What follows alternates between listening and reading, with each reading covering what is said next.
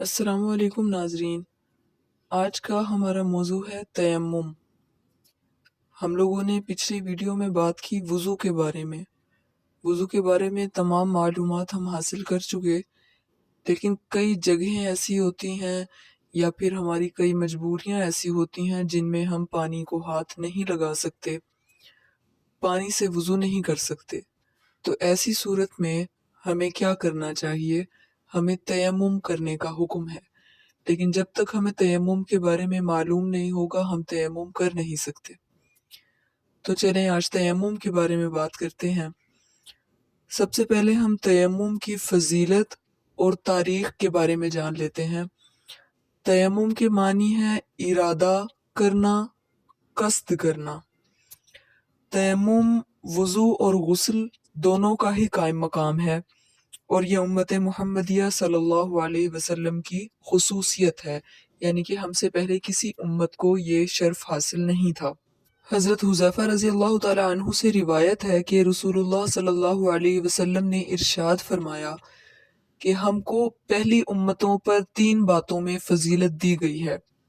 ان 3 باتوں میں سے ایک بات یہ ہے کہ جب پانی نہ ملے تو ہمارے لیے زمین کی پاک مٹی کو تیمم کے لیے اس کا قائم مقام بنا دیا گیا، ورنہ پہلی امتوں میں تیمم کا حکم ہی نہ تھا۔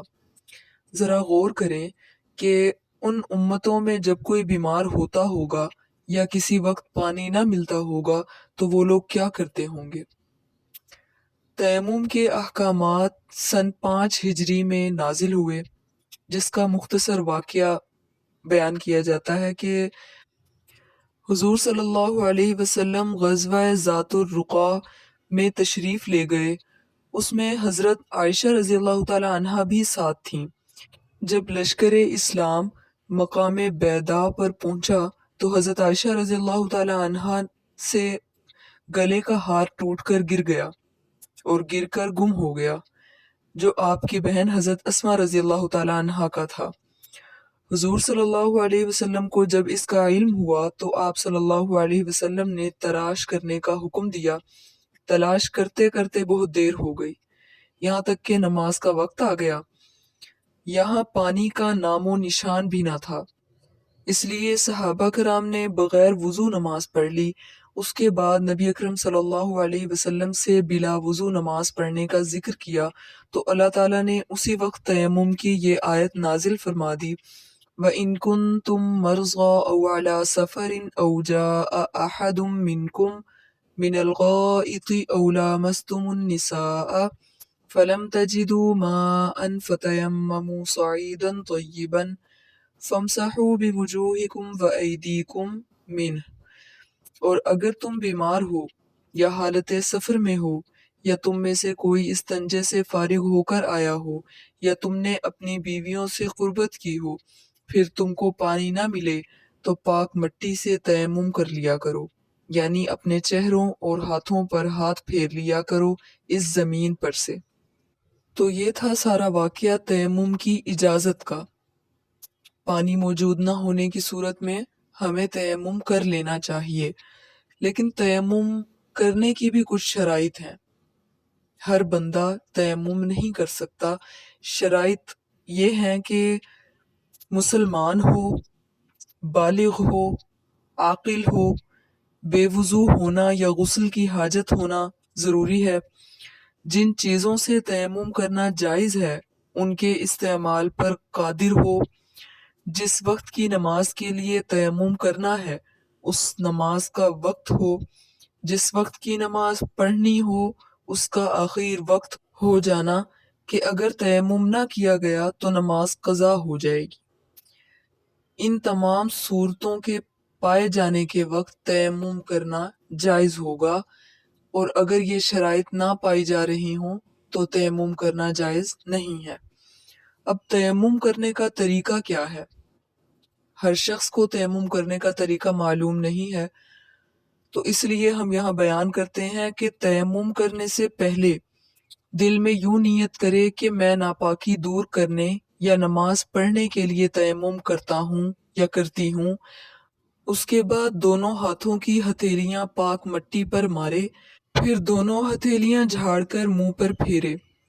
اس کے بعد دوسری مرتبہ اسی طرح دونوں ہتھیلیاں مٹی پر مارے اور داہنے ہاتھ کو بائیں پر اور بائیں کو دائیں پر کوہنیوں تک پھیرے۔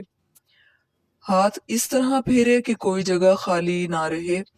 اگر بال برابر جگہ بھی ہاتھ پھیرنے سے رہ گئی تو تیمم نہیں ہوگا۔ اب تیمم کہتے کسے ہیں؟ پاک مٹی یا کسی ایسی چیز سے جو مٹی کے حکم میں ہو، بدن کو نجاست حکمیہ سے پاک کرنے کو تیمم کہتے ہیں۔ تیمم کب جائز ہوتا ہے؟ ابھی شرائط کے بارے میں آپ کو بتایا گیا۔ تو جب پانی نہ ملے یا پانی کے استعمال کرنے سے بیمار ہو جانے یا بیماری کے بڑھ جانے کا اندیشہ ہو تو تیمم کرنا جائز ہو جاتا ہے۔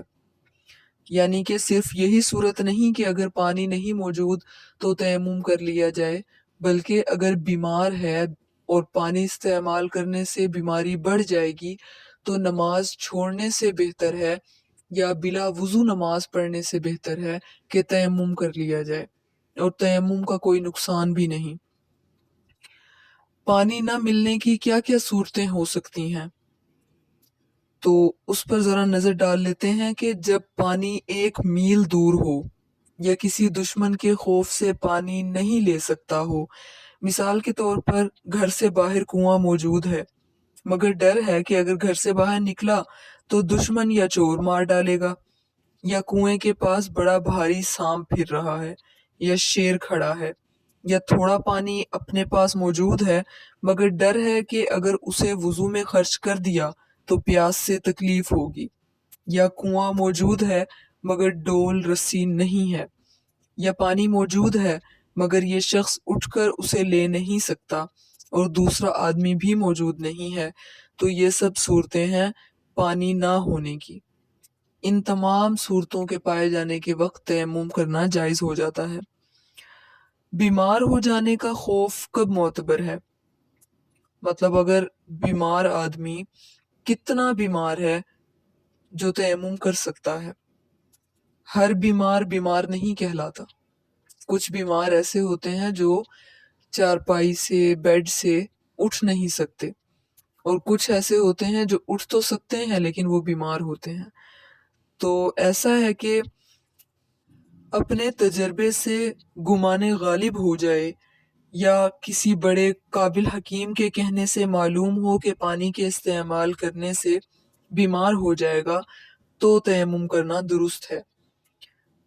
مطلب خود ہی سے یہ سوچ لینا کہ میں بیمار ہوں، پانی کو ہاتھ نہیں لگا سکتا، نہیں تو مر جاؤں گا یا کچھ ایسا ہو جائے گا، تو ایسی صورت میں تیمم کرنا جائز نہیں جب تک کہ کسی قابل حکیم نے نہ بتایا ہو، یا پھر حالات کے مطابق، آپ کے حالات کے مطابق گمان غالب یہی ہو کہ اگر استعمال کیا تو ضرور کوئی اس کا نتیجہ برا نکلے گا۔ تیمم میں کتنے فرائض ہیں؟ ظاہر ہے غسل کے فرائض ہیں، وضو کے فرائض ہیں، تو آخر تیمم کے بھی فرائض ہوں گے۔ تو تیمم کے 3 فرض ہیں۔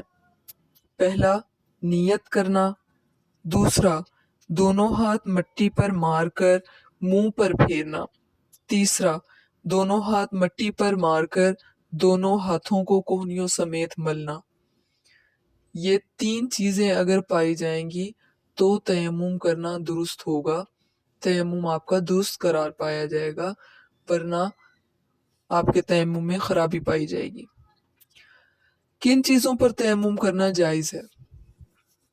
اب ذہن میں آتا ہوگا کہ کسی بھی جگہ مٹی پہ ہاتھ مار لیں اور تیمم ہو جائے گا۔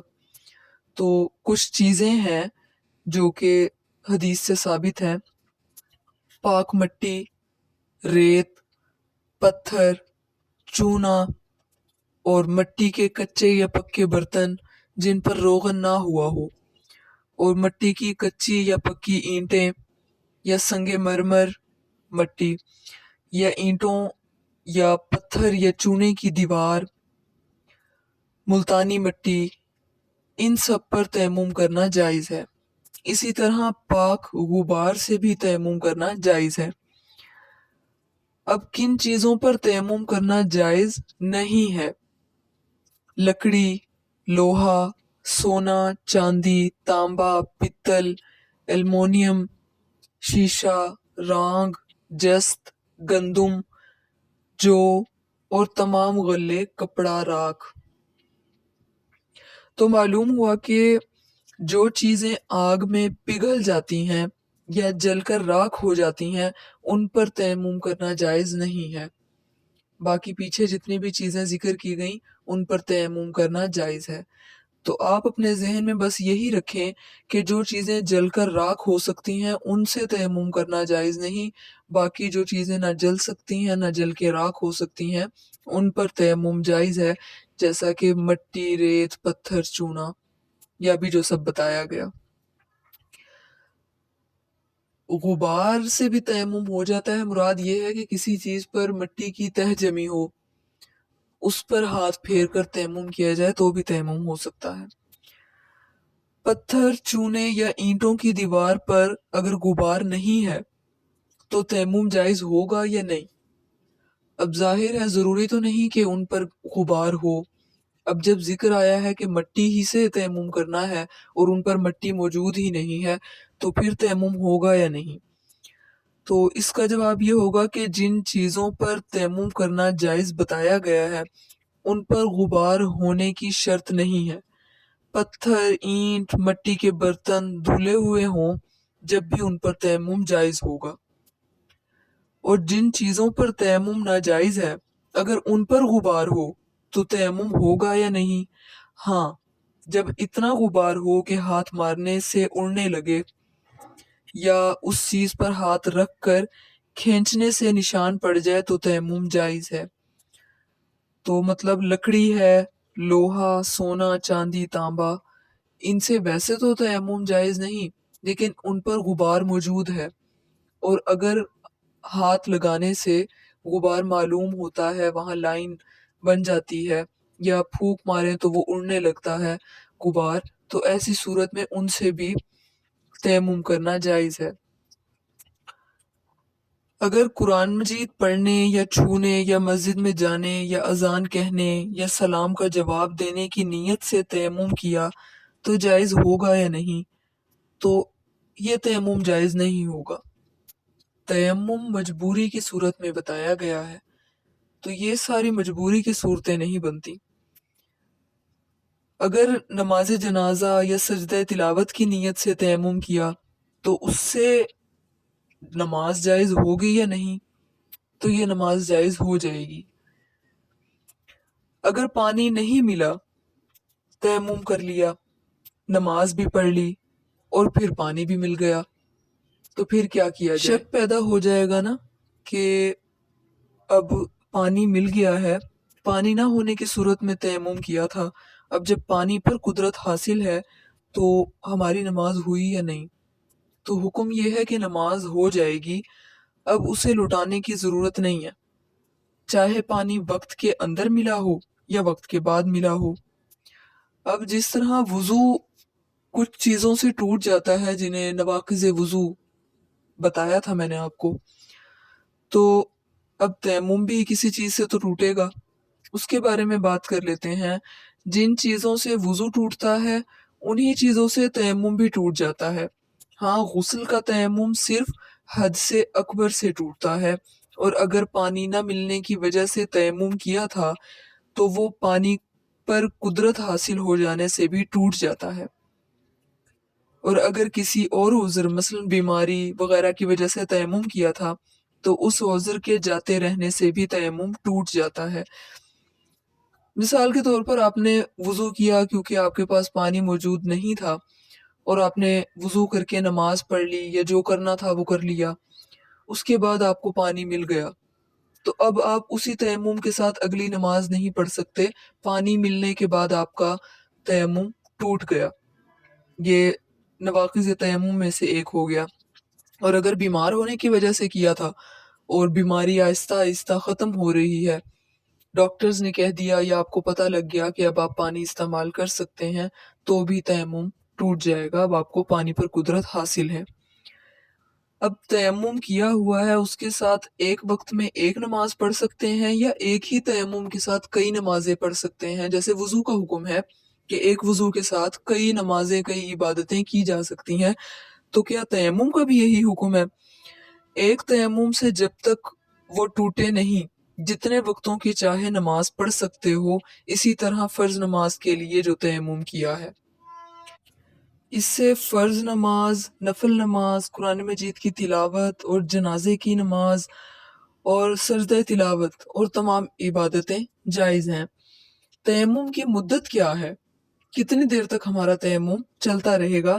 جب تک پانی نہ ملے یا عذر باقی رہے تیمم جائز ہے۔ اگر اسی حال میں کئی سال بھی گزر جائیں تو بھی کوئی مذائقہ نہیں ہے۔ عبادت نہیں چھوڑنی، پانی نہیں موجود، بیماری نہیں جا رہی، تو آپ تیمم کریں اور تیمم کے ذریعے سے اپنی عبادت کو بحال کریں۔ تو ناظرین، یہ تھی ہماری آج کی ویڈیو۔ امید ہے کہ آپ کو ویڈیو پسند آئی ہوگی۔ تیمم کے چند ضروری مسائل اور بھی ہیں جن کے بارے میں ہم انشاءاللہ اگلی ویڈیو میں بات کریں گے۔ اگر آپ کو میری آج کی ویڈیو پسند آئی ہے تو میرے چینل کو لائک کریں، سبسکرائب کریں اور بیل آئیکن کے بٹن کو پریس کریں تاکہ میری نئی آنے والی ویڈیوز آپ تک بآسانی پہنچ سکیں۔